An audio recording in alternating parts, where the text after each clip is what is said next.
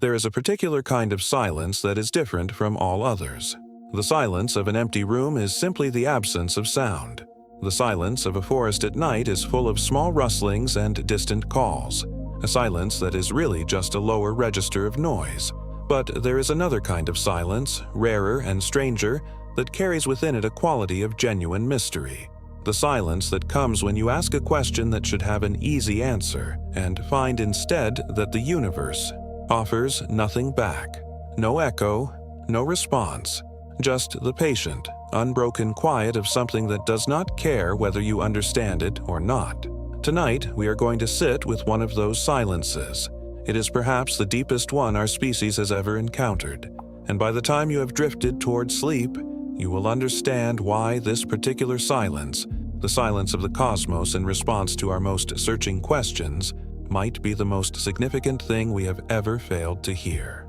Before your eyes close completely, if this kind of exploration feels worth returning to, a gentle moment to like this video or subscribe is all it takes to help these conversations find other minds lying in the dark just like yours, just while you are still here enough to remember. And then let your breathing slow, let your hands rest, and we will begin. Let your body settle. Feel the weight of yourself against whatever is beneath you. There is nowhere you need to be tonight, nothing that requires resolving before morning. The question we are going to think about has been waiting since before any of us were born. It can certainly wait a few hours more while you breathe. Here is the question. It sounds simple. It is not. Where is everybody?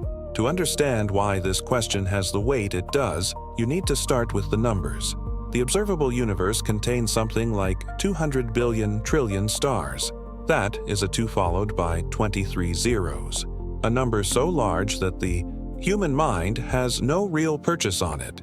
It exists as a shape rather than a quantity, and we know from the observations of the Kepler Space Telescope and many instruments that followed it that most of these stars have planets.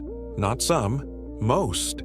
Rocky planets similar in size to Earth appear to be common throughout the galaxy, not exceptional. The regions around stars where temperatures would allow liquid water to exist on a planetary surface, the regions astronomers call habitable zones, are populated by planets throughout the Milky Way in numbers that run into the tens of billions in our galaxy alone. And our galaxy is one of roughly 2 trillion galaxies in the observable universe. Given these numbers, the question of whether life exists elsewhere in the cosmos seems almost trivially answered. With this much space, this many planets, this many opportunities, life should be out there in abundance. Intelligence should be out there. Civilizations should be out there. Some of them should have had billions of years head start on us since our sun and its planets formed relatively recently in the history of the galaxy, and many other stars have been burning for far longer, giving any life they host enormous additional time to evolve, to develop intelligence, to build technology, to spread outward into the available space. And yet, when we point our most sensitive instruments at the sky and listen, we hear nothing. No radio transmissions from distant civilizations. No evidence of enormous engineering projects that an advanced species might undertake. No signals, no structures, no signs of intelligence anywhere except on this one small blue world, orbiting an ordinary star in an unremarkable corner of one galaxy among trillions.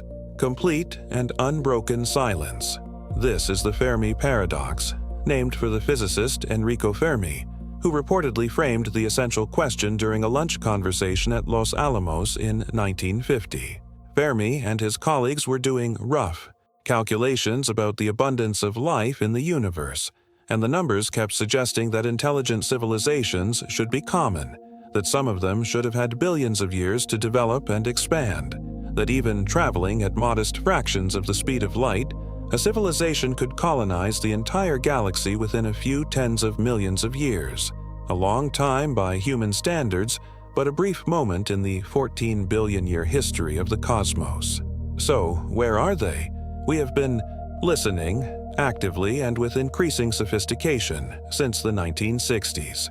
The search for extraterrestrial intelligence, known by the acronym SETI, has been scanning the skies for radio signals that might indicate intelligent origin. Radio telescopes around the world have pointed at different stars, different regions of space, monitoring a wide range of frequencies for any signal that might stand out from the natural background noise of the cosmos. An artificial signal would have characteristics that distinguish it from natural sources. It might be confined to a very narrow band of frequencies rather than spreading broadly. It might show patterns, variations that could carry information.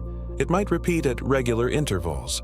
Natural cosmic radio sources, pulsars and quasars, and the faint hiss of the cosmic background radiation do not combine all of these characteristics. An artificial signal would stand out. After more than 60 years of searching, we have found nothing. No narrow band signals. No repeating transmissions from the same direction. No patterns that suggest intelligent origin. The universe, as far as we can determine with the instruments we have, is completely quiet. The most famous moment of false hope came in August of 1977. An astronomer named Jerry Amen was reviewing data from the Big Ear radio telescope at Ohio State University when he noticed something extraordinary. A strong, narrowband radio signal that lasted 72 seconds coming from the direction of the constellation Sagittarius. The signal had characteristics exactly consistent with what SETI researchers had been hoping to find. Its frequency was at a value where radio transmissions would be minimally affected by the interstellar medium. Its bandwidth was narrow. Its strength was striking. Amen was so struck by what he saw that he circled the numbers on the computer printout in red pen and wrote a single word in the margin. Wow! The wow signal, as it came to be known, was never detected again. Despite repeated observations of the same region of sky, despite decades of follow-up with increasingly sensitive equipment, the signal appeared once and then disappeared completely into the silence. Without confirmation, without repetition, it remains unexplained. It might have been interference from an Earth-based source, a reflection, some instrumental artifact. We do not know, and not knowing is part of what makes it so interesting and so frustrating. Even the most tantalizing hint we have ever received from the cosmos refused to stay long enough to be studied. Meanwhile, we have been announcing our own presence. Human civilization has been leaking electromagnetic radiation into space for about 100 years, ever since radio and television broadcasts began to wash outward from Earth at the speed of light. These signals form an expanding sphere around our planet, a bubble of evidence that something technological exists here. That bubble now has a radius of roughly 100 light-years, encompassing the nearest several thousand stars. If any of them have planets with civilizations capable of detecting radio signals, they have been receiving evidence of our existence for years or decades. But 100 light-years is almost nothing compared to the scale of the Milky Way. Our galaxy is 100,000 light-years across. The bubble of our radio emissions represents a sphere whose radius is 0.1% of the galaxy's diameter. We have barely whispered into the dark. Our signals are real and they are spreading outward, but they are also fading as they go, because radio waves follow the inverse square law, their intensity dropping with the square of the distance. By the time our television broadcasts reach a star 50 light-years away, they are so faint as to be almost indistinguishable from the background noise of space. Detecting them would require an enormous telescope pointed precisely at Earth for a sustained period. The chance of any civilization detecting us by accident is very small. This might explain why no one has responded to us, but it does not explain why we have not detected them. If the galaxy contains thousands or millions of civilizations, some of them should be broadcasting with enough power that we could hear them. Some should be close enough that their signals, even faded by distance, would still rise above the noise. Some should be advanced enough that their technology produces signatures we could not miss. And yet we detect none of it. There are many possible explanations for the silence. Scientists and philosophers have been proposing and debating them for decades. Some are hopeful, some are sobering, some are genuinely unsettling, and none of them has been definitively ruled out. because the evidence we would need to distinguish between them is exactly the evidence we do not have. The most hopeful explanation is that life, even intelligent life, is simply rarer than the raw numbers of stars and planets suggest. Perhaps the conditions that allowed life to arise on Earth and then to evolve into intelligence over billions of years are more specific than we realize.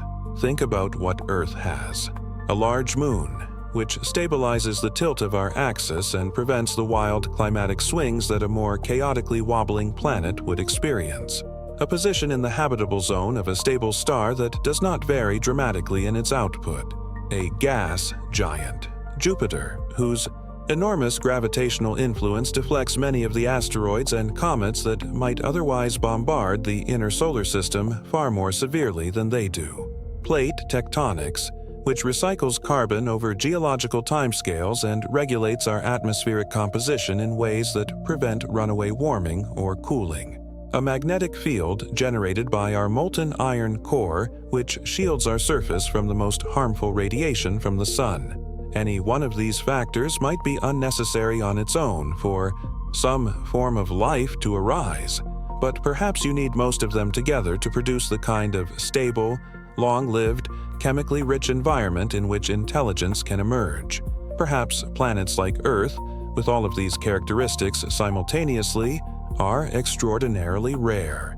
If that is true, then the galaxy might be full of simple life, single-celled organisms, microbes in warm pools or deep-sea vents, or thin films on rocky surfaces, while being nearly empty of anything more complex.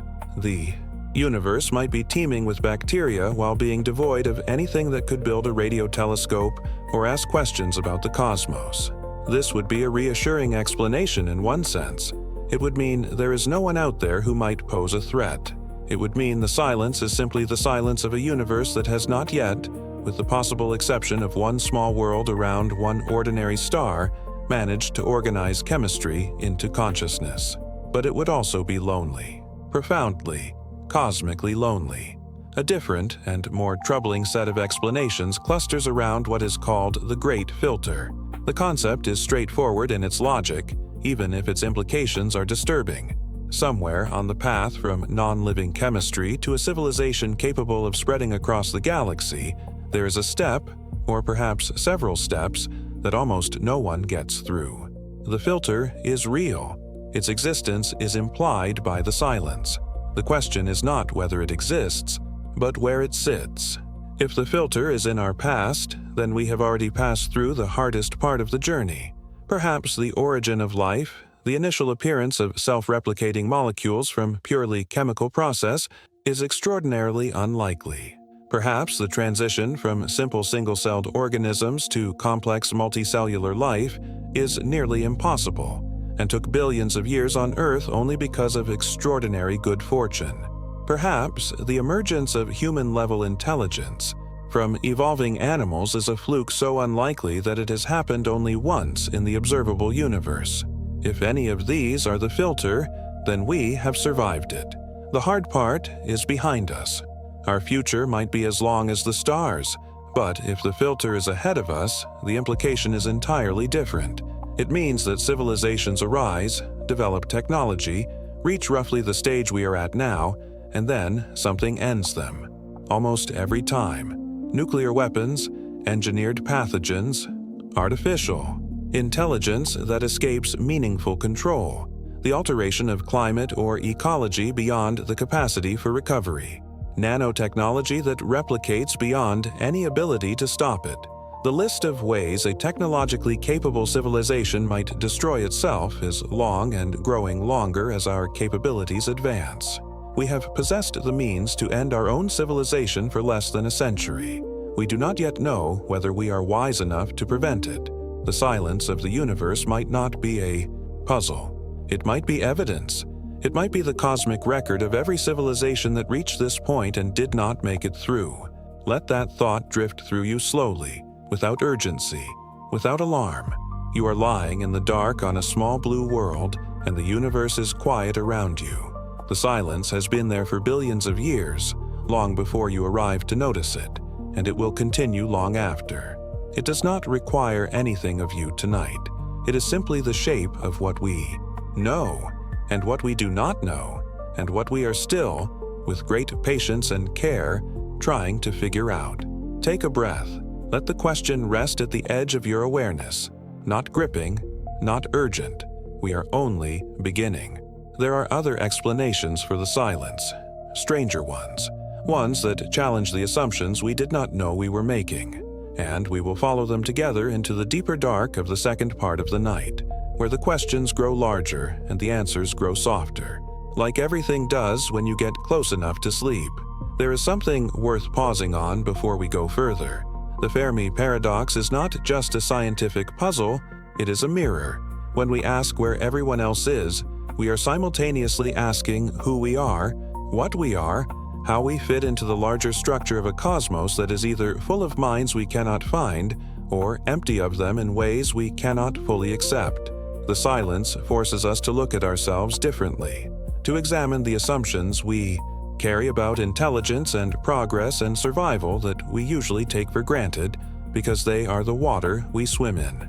Tonight, in the dark, with the questions loose and unhurried, is a good time to let some of those assumptions go soft at the edges. Let your body be heavy. Let your breathing slow just a little more. The questions will not rush. They have nowhere to be. One of the most chilling explanations for the silence is one that sounds at first encounter like science fiction. It has been called the dark forest hypothesis, and the name captures its logic exactly. Imagine a vast, dark forest at night. You are moving through it. You cannot see more than a few feet in any direction. You know, or at least strongly suspect, that there are other people in the forest with you. You can sense their presence in the way you sense things in the dark, not clearly, not directly, but with a kind of peripheral certainty that you are not alone. Now, ask yourself a question. If you heard a sound nearby, would you call out? Would you announce your presence, your location, the fact that you are here and alive and capable of communication? Or would you go absolutely still and wait? The dark forest hypothesis suggests that any sufficiently advanced civilization, after thinking carefully about its situation, would arrive at the same conclusion. Staying quiet is the only rational strategy. You do not know who else is in the forest. You do not know their intentions. You do not know their capabilities. You cannot assess whether another civilization is a threat before you have revealed yourself to them. And by the time you reveal yourself, it is too late to reconsider. The safest move, perhaps the only safe move, is silence. Complete, sustained, indefinite silence. If this logic is correct, then the galaxy is not empty. It is full of civilizations pressed against the walls of their own silence, listening carefully, hoping not to be found. The silence we hear is not the silence of absence. It is the silence of fear. And if that is true, then our own broadcasts, the radio and television signals that have been washing outward from Earth for a century, are not a hopeful announcement. They are a catastrophic mistake. We are children shouting in a forest full of predators, advertising our location to whatever might be listening, unable to take back what we have already sent. The thought is unsettling in a specific and personal way, because it does not require malice on anyone's part. It only requires the logic of uncertainty. Even a civilization that is not inherently hostile might conclude, on rational grounds, that eliminating a potential future competitor before that competitor develops the capability to pose a serious threat is the safest course of action. This is not evil. It is the cold arithmetic of a universe where resources are finite, and the consequences of being wrong are permanent. We do not have to accept the dark forest hypothesis as true. There are good reasons to doubt it. Perhaps advanced civilizations develop ethical frameworks that make preemptive destruction unthinkable. Perhaps cooperation turns out to be more strategically valuable than competition across interstellar distances. Perhaps the logic of the dark forest breaks down when you examine it carefully enough. But the hypothesis cannot be easily dismissed, and it sits at the edge of the silence in a way that refuses to be entirely ignored. There is a softer, more comfortable explanation that goes by the name of the zoo hypothesis. The idea is that advanced civilizations do exist, are aware of us and have made a deliberate choice not to reveal themselves. Like researchers observing a wild animal population without disturbing it, they watch and they wait, following some protocol of non-interference that prevents them from making contact with civilizations below a certain threshold of development. Earth, in this scenario, is a protected natural area. We are observed. We are perhaps cataloged and discussed and studied with enormous interest, but we are left alone to develop on our own terms, because whatever governs the behavior of advanced civilizations has decided that interference is harmful, or premature, or simply wrong. This hypothesis has a certain appeal because it means we are not alone and not in danger. It means someone is out there, possibly many someones, and they know about us, and they have chosen kindness, or at least restraint. The silence is not the silence of emptiness, but the silence of respect. But the hypothesis has a significant weakness. It requires that all advanced civilizations, without exception, follow the same non-interference policy.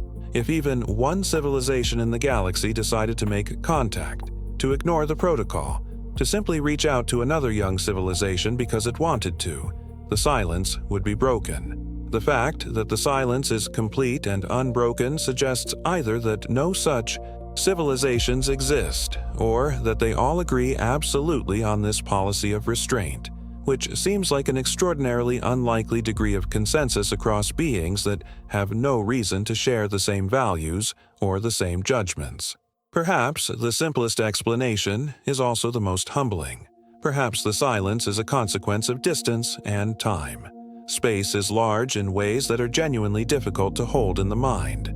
The nearest star to our sun is 4¼ light-years away, and with our fastest spacecraft, it would take roughly 78,000 years to reach it. Most stars in our galaxy are hundreds or thousands of light-years away. A radio signal traveling at the speed of light would take that long to reach them, and that long again for a reply to return. You could send a message and your distant descendants, many generations removed, might receive a response from the distant descendants of whoever heard it. Any meaningful exchange of information across these distances would unfold over timescales that dwarf all of recorded human civilization. Physical travel is even more daunting. Even if a civilization developed propulsion systems far beyond what we currently possess, the energy required to accelerate a meaningful payload to even a small fraction of the speed of light is enormous. And interstellar space is not empty. It contains diffuse gas and dust, and at high velocities, even sparse material becomes a serious hazard. A grain of dust becomes something like a hand grenade at 90% of light speed. The engineering required to protect a spacecraft, let alone a crew, from these impacts over an interstellar journey is staggering. Perhaps the galaxy is full of civilizations that have calculated these costs and found them prohibitive. Perhaps interstellar travel is simply too expensive, too dangerous, too impractical for anyone to have undertaken it at meaningful scales. There is also the question of why. On Earth, colonization was driven by economics, by the need for resources, by political pressures, by desperation and opportunity. But interstellar colonies cannot trade with their home world. The distances make any exchange of physical goods essentially meaningless. Communication takes years.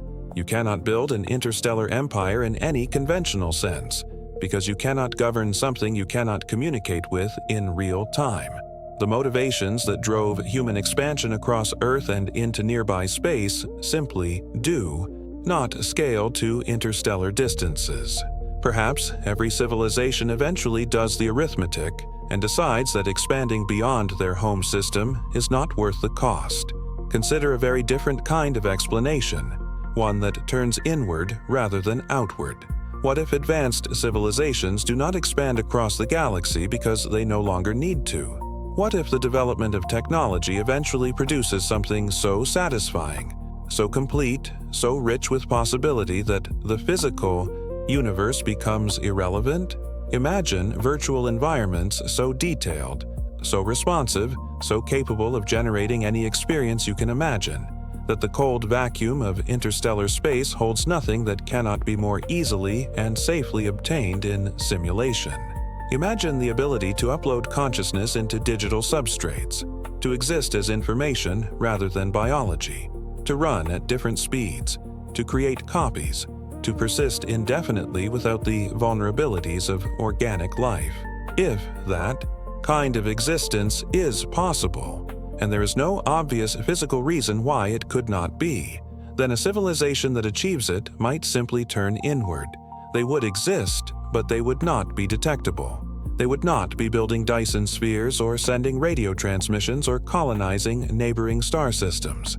They would be running on servers powered by a modest fraction of their star's output, silent and invisible from the outside, living lives of extraordinary richness that have no outward signature.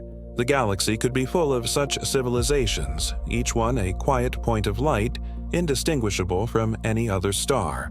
This has been called the transcension hypothesis, the idea that the natural direction of development for an advanced civilization is not outward into the physical universe, but inward into computational complexity.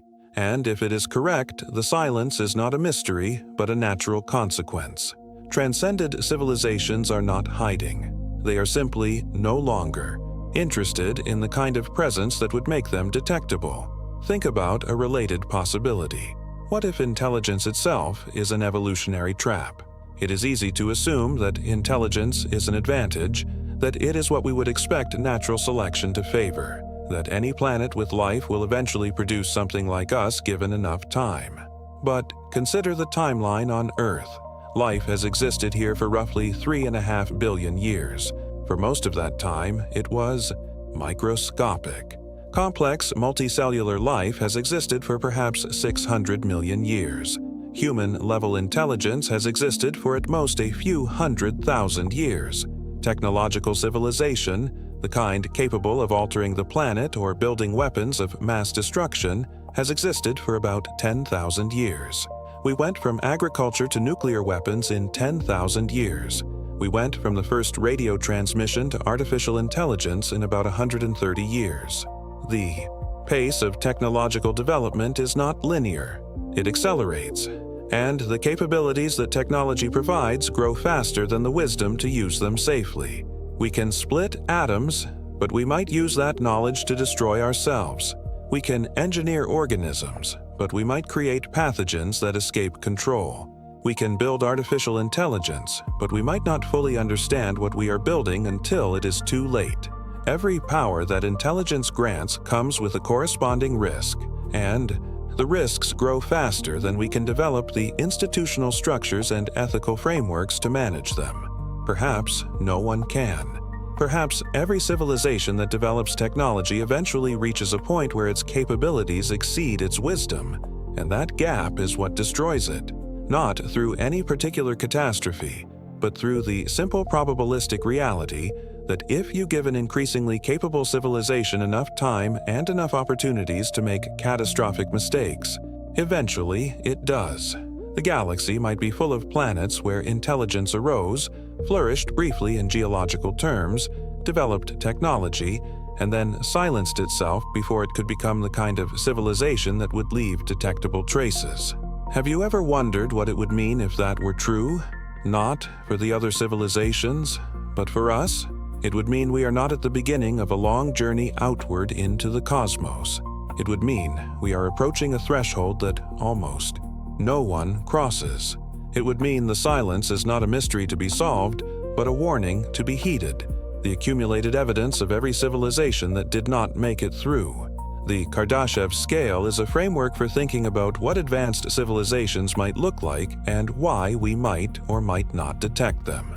The Soviet astronomer Nikolai Kardashev proposed it in 1964 as a way of classifying civilizations by their energy consumption. A Type 1 civilization can harness all the energy available on its planet, every joule of solar energy hitting the surface, every unit of geothermal energy, every drop of tidal force. Humanity is currently around 0.7 on this scale. We use a significant fraction of Earth's available energy, but we have not achieved full planetary scale control. A Type 2 civilization can harness all the energy output of its star. The Sun produces roughly 3.8 times 10 to the 26th watts of power. A civilization with access to all of that could accomplish things that seem almost magical from our current vantage point. Move planets, terraform worlds on short timescales, power computational systems larger than continents. A Type 3 civilization can harness the energy output of an entire galaxy, hundreds of billions of stars. Here is the important point. A Type 2 or Type 3 civilization should be detectable. A Dyson sphere, a structure built around a star to capture its energy output, would have a distinctive infrared signature. The star's visible light would be reduced or eliminated as the collectors absorbed it, while the collectors themselves would radiate the captured energy as heat. From light years away, you would see a star that was anomalously dim in visible wavelengths but bright in infrared. That is not a natural signature, it is an engineering signature. Astronomers have looked for exactly this. They have surveyed hundreds of thousands of galaxies, looking for the signatures of Type 3 civilizations. They have examined individual stars, looking for Dyson sphere candidates. The most famous candidate is a star called Tabby's star, officially designated KIC 8462852, which shows irregular dimming of up to 22%, far more than any planet could produce. The dimming pattern is not periodic, and its cause remains uncertain, with the most likely explanations involving natural phenomena like dust clouds or cometary swarms. But the fact that one of our first instincts was to wonder about alien engineering tells you something about what we are looking for and how rare the candidates are. We have found nothing definitive. No Type 3 civilizations, no clear Type 2 signatures, no unambiguous evidence of engineering on cosmic scales, despite specifically looking for it across a survey of hundreds of thousands of galaxies. This is significant. If advanced civilizations commonly survive and continue to develop their technological capabilities, some fraction of them should have reached these levels by now. The fact that we see no evidence suggests either that they do not exist, or that they are extraordinarily rare, or that civilizations do not advance to these levels for some reason we do not yet understand. Then there is a completely different kind of explanation, one that challenges not what the universe contains but what we think we are capable of detecting. We have been searching for radio signals and infrared signatures and evidence of engineering because these are things we know how to look for. They are the natural extrapolation of our own technology. We broadcast radio, so we listen for radio. We build large structures, so we look for large structures. But this approach assumes that advanced civilizations use technologies that are at least recognizable extensions of our own. What if they do not? Consider that humans have known about radio waves for only about 130 years. Before James Clerk Maxwell developed his equations of electromagnetism in the 1860s, radio waves were passing through every human body and every building and every natural object on Earth, and no one had any idea they existed. The universe was full of radio, and we were completely deaf to it. It is entirely possible, perhaps likely, that there are phenomena we have not yet discovered, ways of transmitting information or energy or presence that we cannot currently detect because we do not even know they exist. Advanced civilizations might be communicating through mechanisms we have no framework for, filling the cosmos with signals we are constitutionally incapable of receiving. We might be searching for smoke signals in a universe that communicates through something we have not yet imagined. And we would not know. We cannot notice the absence of something we have never conceived of. The Drake equation attempts to impose structure on all of this uncertainty. Frank Drake formulated it in 1961 as a way of organizing the question of how many communicating civilizations might exist in the galaxy.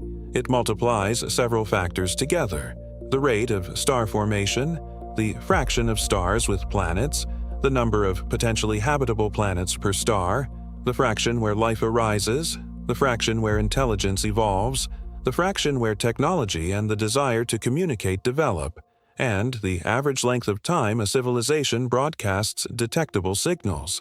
The equation is elegant and the logic is sound. But most of its factors are essentially unknown. The first few can be estimated with some confidence from astronomical observations. Most stars have planets.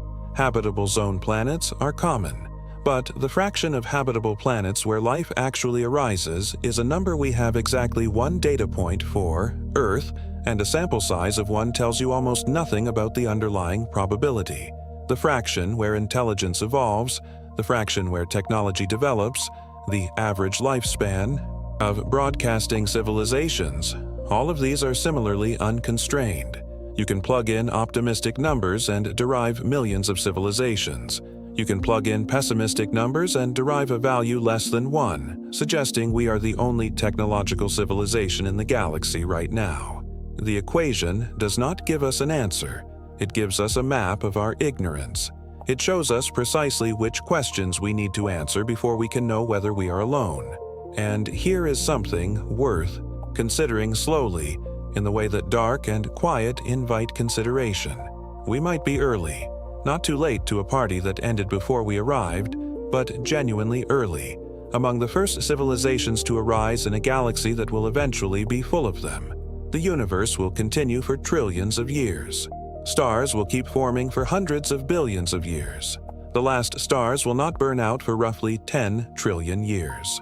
We exist in the first small fraction of cosmic history, an era when the universe is young, and most of the stars that will ever exist have not yet lived and died through the full cycle that produces the heavy elements needed for rocky planets and chemistry and life. Maybe intelligence requires a certain amount of cosmic aging. Maybe you need several generations of stars to live and die before their scattered remains can be assembled into worlds complex enough to produce biology. Our Sun is a third or fourth generation star, enriched by the deaths of previous generations. The first stars had almost none of the elements that biology requires. Maybe the universe needed billions of years of stellar evolution before the conditions for intelligence could exist anywhere, and maybe we are among the first places where those conditions have been met. If that is true, the silence is not sinister. It is simply what the universe sounds like when you are among the first to arrive. In a billion years, the silence might be broken. In a billion years, the galaxy might be full of voices. We are just early. We are the pioneers. And what we do now, whether we survive our own technological adolescence, whether we develop the wisdom to match our capabilities, whether we carry the seed of mind forward into that longer future, might matter in ways that extend far beyond our own brief existence. There is something quietly magnificent about that possibility. Not comfortable exactly, because it carries an enormous weight of responsibility, but magnificent. The eye-to-eye idea that we might be the first, that the arc of intelligence in this galaxy might depend in some small way on whether we figure out how to survive ourselves, that the silence is not evidence of our insignificance, but of our earliness, that there is still everything to play for. Let the thought float. You do not need to hold it tightly. It is large enough to support itself. The universe is old, and the universe will be ancient by the time its story approaches anything like an ending. We are very near the beginning.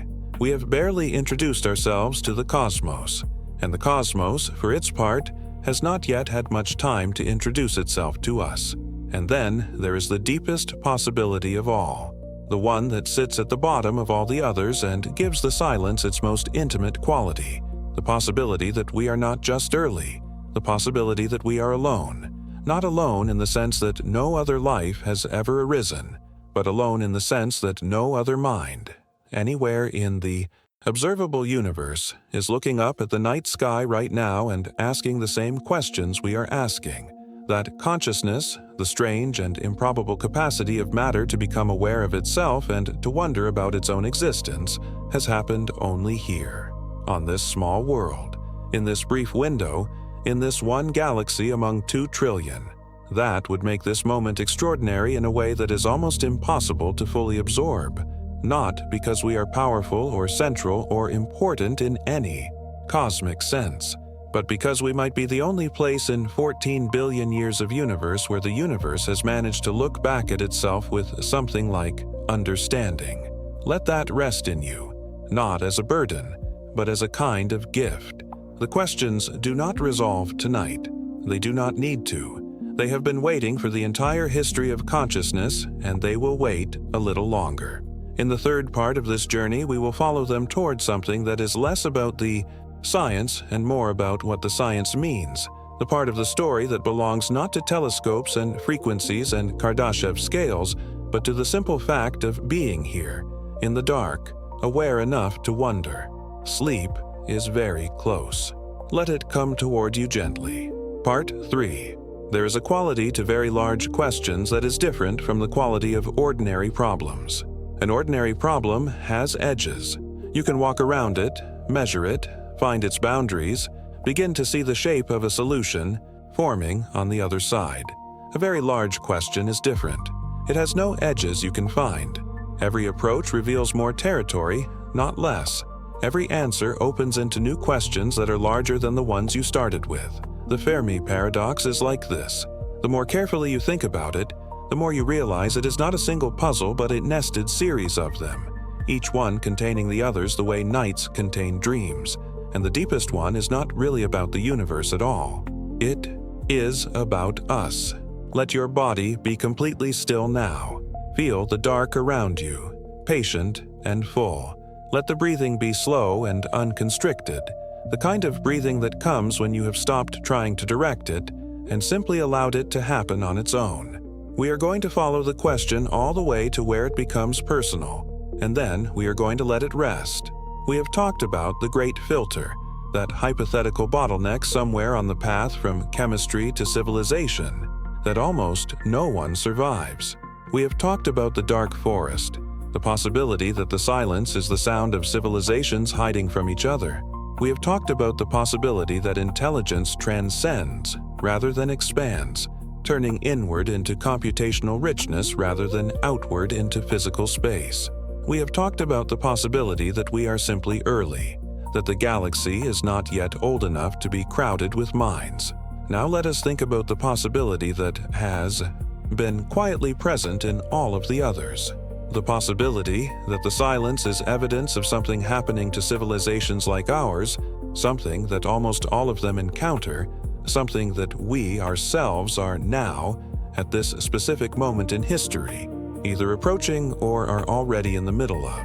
Because the timeline is worth examining closely, and when you do, something comes into focus that is hard to look at directly, but important not to look away from. Life appeared on Earth relatively quickly, within a few 100 million years of the planet cooling enough to support it. Simple life then dominated for roughly 3 billion years. 3 billion years of bacteria, of single-celled organisms diversifying and adapting and filling every available niche with no indication that anything more complex was coming. Complex multicellular life appeared only in the last 600 million years. Intelligence, genuine human-level intelligence, only in the last few 100,000 years. And technological civilization, the kind capable of building radio telescopes and nuclear weapons and artificial intelligence, only in the last 10,000 years. 10,000 years from agriculture to the internet. 130 years from the first radio transmission to machine learning systems that can write poetry and design proteins. 50 years from the first moon landing to the discussion of sending humans to Mars. The acceleration is real and it is steep. Capabilities that would have seemed like magic to any previous generation are routine today, and capabilities that seem like science fiction today will be routine within decades. And with each expansion of capability comes a corresponding expansion of the ways things could go catastrophically wrong. We have the ability to build weapons that could render our civilization uninhabitable within hours. We are developing the ability to engineer biological organisms with properties that have never existed in nature. We are building artificial intelligence systems whose internal workings we do not fully understand, and whose long-term behavior we cannot reliably predict. We are altering the chemistry of our atmosphere in ways that will shape the climate for centuries. Each of these represents a genuine existential risk, a way in which a relatively small number of decisions, or accidents, or failures of judgment could produce consequences that are irreversible on any timescale that matters to human beings. And here is what makes the Fermi Paradox so strange and so personal when you follow it all the way down. If intelligence tends to destroy itself, if the filter is ahead of us rather than behind us, then we are probably not the first civilization to have reached this exact moment. We are probably not the first to have developed nuclear weapons, or the equivalent of nuclear weapons, while still organized into competing nation-states with divergent interests. We are probably not the first to have begun developing artificial intelligence before fully understanding what it is or what it might become. We are probably not the first to have discovered that our industrial civilization was altering the planet in ways that threatened the conditions that made the civilization possible. Every civilization that reached this point apparently did not make it through, or almost every one. The silence suggests the ratio is very high, and we are here, at this point now, with the question hanging over everything. This is not meant to be frightening. Lying in the dark tonight, none of this requires your immediate action. The things that will determine whether we make it through the filter, if the filter is real, will unfold over decades and centuries, shaped by millions of decisions made by millions of people in contexts we cannot fully anticipate.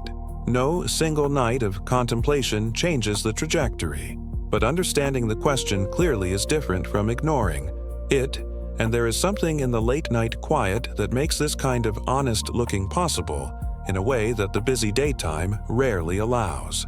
Consider what it would mean if we are among the very few who make it through. If the filter is ahead of us and most civilizations fail, then the ones that survive must be doing something differently. They must be finding ways to manage the gap between capability and wisdom. They must be developing the institutional structures and the ethical frameworks, and the social technologies that allow a civilization to handle increasingly dangerous capabilities without destroying itself. They must be doing what is genuinely difficult, which is to coordinate the behavior of large numbers of humans with competing interests around outcomes that matter for everyone. We are attempting this, imperfectly, inconsistently, with enormous friction and frustration, but genuinely attempting it. International agreements about nuclear weapons, scientific consensus, about climate and the political pressure that consensus creates, ongoing conversations about the governance of artificial intelligence. These efforts are incomplete and sometimes seem to be failing, but they represent something real, a civilization trying to grow its wisdom alongside its capabilities, trying to close the gap before the gap becomes fatal. The question the Fermi Paradox whispers in the dark is whether we will succeed, and the honest answer is that we do not know. The universe offers no guarantees. The silence does not tell us our fate. It tells us only that the path we are on is difficult, that others have walked it, and that almost none of them seem to have reached the other side. But almost none is not none. Here is something worth holding onto as you drift toward sleep. The rare Earth hypothesis, the idea that Earth is genuinely unusual in ways that allowed complex life and intelligence to arise here, might be comforting in a specific sense. If the conditions for intelligence are rare, if the combination of factors that made this planet hospitable for billions of years is uncommon, then what exists here might be genuinely precious. Not in a sentimental way, but in a literal, physical, cosmic sense. If minds are rare in the universe, then this particular mind, the one reading these words, is part of something that may not exist anywhere else within a radius of thousands or millions of light years. Every thought you have ever had, every moment of beauty you have ever perceived, every experience of understanding or love or wonder is occurring in a structure that the universe has managed to produce only here, only now, only against enormous odds. That does not make you important in the sense of being cosmically central or specially favored. The universe did not arrange itself for you, but it does mean that what is happening here, this brief and improbable flowering of awareness in a cosmos that is mostly hydrogen and empty space and ancient. Light is not ordinary, even if it is temporary, even if it ends, even if the silence eventually swallows us as it appears to have swallowed everyone else. think about what the search itself represents. We have been listening for 60 years with instruments of increasing sensitivity. We have found nothing, but the listening continues. More telescopes are being built, more frequencies are being monitored, new approaches are being developed, looking not just for radio signals, but for the chemical signatures of industrial civilizations in exoplanet atmospheres, for the heat signatures of Dyson structures, for the anomalous light curves that might indicate enormous engineering projects around distant stars. The James Webb Space Telescope can analyze the atmospheres of planets orbiting other stars with a precision that was impossible even a decade ago. Future instruments will be more capable still. We are not giving up. We are not concluding from the silence that the search is hopeless. We are concluding from the silence that we need to look harder, more carefully, with better tools and more creative approaches. The silence has made us better searchers. It has forced us to think more carefully about what signatures a civilization might actually produce, what we might be missing, what assumptions we have been making that might be wrong. In a strange way, finding nothing has taught us a great deal. And the question of whether we are alone, whether consciousness is rare or common in this cosmos, might be one of the most consequential things humanity ever determines. If we discover that life is common, but intelligence is rare, that tells us something about our own significance and our own responsibility. If we discover that intelligence is common, but civilizations rarely survive, that tells us something about the challenges ahead and the urgency of facing them. If we discover that we are genuinely alone, that tells us something about the weight of what happens here. How much depends on this one experiment in complexity persisting and developing and eventually spreading outward into the available universe. Consider the philosophical dimension of the search itself. For most of human history, we assumed we were at the center of things. Earth was the fixed point around which everything moved. Humanity was the purpose for which the cosmos existed. Each successive discovery pushed us further from that center. Earth orbits the sun. The sun is one of billions of stars. The Milky Way is one of trillions of galaxies. We are not central. We are not the obvious purpose. We are not even, on any cosmic measure, significant. And yet, the Fermi Paradox reopens the question of significance in a completely unexpected way. If we are alone, if intelligence has arisen only here, then in the most literal possible sense, we are the most significant thing in the observable universe. Not because we chose it, not because we deserve it, but because we are it. We are the only place where the universe has, as far as we can determine, managed to look back at itself with anything like understanding. We are the only conversation the cosmos is currently having with itself about what it is and how it works and what it all might mean. Have you ever thought about what it means to be the universe becoming aware of itself? Not metaphorically, literally. The atoms in your body were forged in the cores of stars that died before the sun was born. They have been on a journey of 14 billion years from the Big Bang to the neurons firing behind your eyes right now.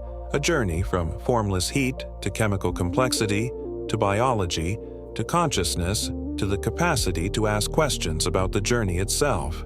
The universe did not set out to do this. There was no intention, no plan, no design. But it happened anyway, through the patient operation of physics and chemistry and evolution over incomprehensible timescales. Matter became aware of matter. The cosmos produced something capable of contemplating the cosmos, and maybe it only happened once. Maybe this is the only place in the observable universe where that journey has been completed, at least so far. The only island of awareness in a sea of beautiful, intricate, extraordinary complexity that has not yet managed to become aware of itself anywhere else. If the silence is telling us that, then the silence is not simply an absence. It is a context. It is the universe saying, quietly and without drama, that what is happening here is not common, that the emergence of a mind capable of asking why the universe is silent is itself the answer to the question of what minds are and how rare they might be. Let that thought be soft. Let it be something you carry without clutching at it. You do not need to understand it completely tonight. Understanding might come in the morning, or it might come years from now, or it might be the kind of understanding that arrives slowly over a lifetime of thinking about large questions and finding them still large at the end. That is all right. The questions do not require resolution to be worth having. They are worth having for what they do to the mind that holds them. They expand something. They make the world less small, even as they make you, in some sense, smaller within it. The universe is approximately 13.8 billion years old. It will continue for trillions of years. Stars will keep forming and dying for hundreds of billions of years. The window of time in which stars shine and planets orbit and chemistry can happen is enormous by any measure we have. We exist in a small fraction of that window, on a small world, in an ordinary galaxy, asking whether anyone else exists. The question is genuine. The silence is genuine. The searching is genuine. And what it means, whether we are alone or simply early, whether the filter is behind us or ahead of us, whether the silence is a warning or a mystery or both, remains genuinely open. But here is what is not open, what is not uncertain or ambiguous or subject to revision. You are here, right now, in this moment that the universe took 14 billion years to produce. Your atoms are old beyond any ordinary sense of the word. Your mind is, as far as we know, among the rarest things in the cosmos.